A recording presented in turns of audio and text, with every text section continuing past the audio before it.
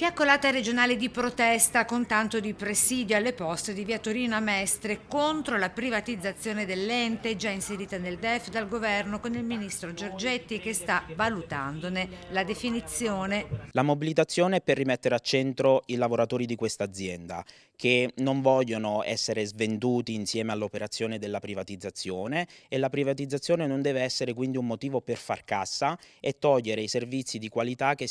merita la cittadinanza. 10.000 circa in tutto il Veneto i dipendenti postali, dei quali 3.000 in provincia di Venezia, che in termini di servizi sta già pagando il dazio per una mancata assunzione di almeno 500 postali. Con la privatizzazione si andrebbe a penalizzare specialmente quelle piccole realtà che concentrano tutti i loro movimenti creditizi verso l'ente poste, per non parlare degli uffici chiusi da tempo, i ritardi nelle consegne, le lunghe code agli sportelli, solo per citare alcuni dei disagi già in essere. C'è bisogno di dare risposta alle persone, ai disagiati fuori sede, c'è risposta per le persone che sono part-time involontarie, perché solo così noi possiamo fare in modo di vedere quali sono le reali esigenze di questo territorio e creare un'occupazione stabile e continuativa.